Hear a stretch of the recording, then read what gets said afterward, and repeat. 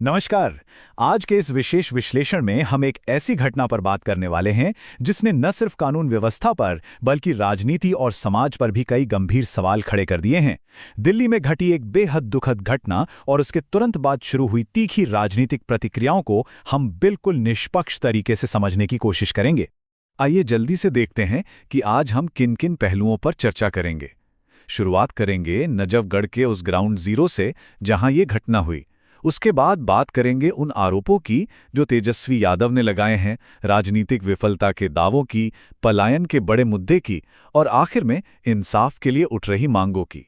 तो चलिए राजनीतिक बयानों से पहले उस शनिवार की रात की तरफ चलते हैं और जमीनी तथ्यों को समझते हैं। शनिवार की रात थी। बिहार के खगड़िया जिले के रहने वाले दो युवा जो यहां रहकर डिलीवरी का काम करते थे, नजफगढ़ के राउता गांव से अपने एक दोस्त के बेटे की बर्थडे पार्टी से वापस लौट रहे थे। सब कुछ बिल्कुल आम लग रहा था, लेकिन देर रात दिल्ली पुलिस के एक हेड कांस्टेबल ने उन्हें उनकी बाइक पर रोका और फिर कुछ ही पलों के अंदर उस पुलिसकर्मी ने गोली चला दी। नतीजा 23 साल के डिलीवरी बॉय पांडव कुमार की दुखद मौत हो चुकी है और उनके दोस्त कृष्ण अभी भी अस्पताल में जिंदगी और मौत के बीच जूझ रहे हैं। ये वो सच्चाई है जिसने आगे चलकर एक बड़े सियासी तूफान का रूप ले लिया। और यहीं से शुरू होती है राजनीतिक प्रतिक्रिया, खासकर वो आरोप जिन्होंने इस पूरे मामले को एक नया मोड़ दे दिया। ध्यान देने वाली बात यह है कि इस घटना के तुरंत बाद सोशल मीडिया प्लेटफॉर्म एक्स पर एक बेहद तेज और विस्फोटक प्रतिक्रिया आई।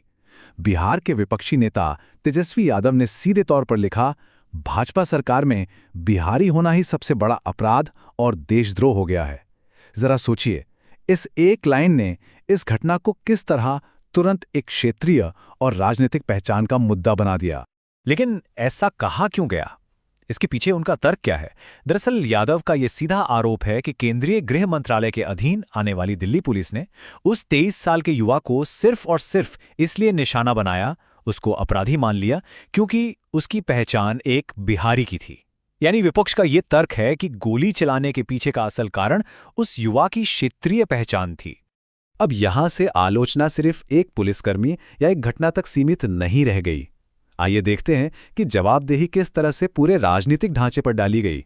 विपक्ष ने इस एक घटना के जरिए पूरे सिस्टम पर सवाल उठाए हैं। ये पॉइंट आउट किया गया कि देश की राजधानी में जहां ये घटना हुई, वहां निगम पार्षद से लेकर विधायक, सांसद और उपराज्यपाल तक सब एक ही सत्ताधारी गठबंधन का हिस्सा हैं। यहां तक कि केंद्रीय गृह मंत्री और प्रधानमंत्री भी उसी व्यवस्था के शीर्ष पर हैं। और बात यहीं खत्म नहीं होती। दिल्ली और बिहार के मुख्यमंत्री और बिहार से आने वाले लगभग आधा दर्जन केंद्रीय मंत्री भी इसी सरकार का हिस्सा हैं। ये बेहतरीन तरीके से दर्शाता है कि विपक्ष किस तरह सत्ता के केंद्रीकरण पर अपना निशाना साध रहा है। इसी कड़ी को और आगे बढ़ाते हुए यादव ने अपने बयान में सत्ताधारी पार्टी को बिहार के लोगों के लिए काल यानी एक बड़ा खतरा या मौत करार दे दिया। उन्होंने सीधे तौर पे ये चैलेंज फेंका है कि क्या इस पूरी व्यवस्था में, इन बड़े बड़े नेताओं में किसी के पास भी इतनी हिम्मत है जो उस गरीब और मेहनत का शिवा को मारने वाले पुलिसकर्मी को सजा दिला सके। ये अपने आप में राजनीतिक जिम्मेदारी तय करने का एक बेहद तीखा तरीका है। घटना और राजनीतिक बयानबाजी के इस शोर में एक और गहरा सामाजिक मुद्दा उठकर सामने आता है। वो है पलायन यानी माइग्रेशन का संदर्भ। आखिर ये पलायन होता क्यों है? अगर हम विपक्ष के इस नजरिए को देखें तो इसे मजबूरन पलायन या फोर्स्ड माइग्रेशन कहा गया है। इसे पिछले 21 सालों की खराब नीतियों का सीधा नतीजा बताया गया है, जिसकी वजह से बिहार के लोगों को मजबूर होकर रोजी रोटी के लिए दूसरे राज्यों का रुख करना पड़ता है। और मुद्दा सिर्फ वहां जाने का नहीं है। तर्क ही दिया जा रहा है कि जब वो वहां पहुंचते हैं तो प्रशासन उन्हें सम्मान के बजाय शक, नफरत और हीन भावना की नज़र से देखता है। तो यहां हम क्लियरली देख सकते हैं कि कैसे एक व्यक्तिगत त्रासदी को प्रवासी मजदूरों की एक बहुत बड़ी और पुरानी परेशानी के साथ जोड़ दिया गया है। इन सभी गंभीर आरोपों और सिस्टम पर उठे सवालों के बीच कुछ ठोस मांगे भी रखी गई हैं। चलिए उन पर नजर डालते हैं। विपक्ष ने कुछ बहुत ही स्पष्ट मांगे सामने रखी हैं। पहली मांग ये है कि इस कथित डबल इंजन की सरकार द्वारा इस पूरे मामले की बेहद गहन और तुरंत जांच हो। दूसरा, उस दोषी पुलिसकर्मी के खिलाफ बिना किसी देरी के सख्त से सख्त कार्रवाई की जाए। तीसरा पॉइंट, जो कि उस परिवार के लिए बहुत जरूरी है, वो है पीड़ित परिवार को उचित आर्थिक मुआवजा देना। और चौथी मांग ये है कि इस पूरी घटना को बिहार के सम्मान पर आघात मानते हुए जल्द से जल्द इंसाफ सुनिश्चित किया जाए। अब इस पूरे विश्लेषण को समेटते हुए आखिर में एक बहुत बड़ा सवाल बचता है एक तरफ इस बेहद दुखद जानमाल के नुकसान की निष्पक्ष जांच करना है, तो दूसरी तरफ प्रवासी मजदूरों के अधिकारों से जुड़े इतने भारी राजनीतिक आरोपों से निपटना है।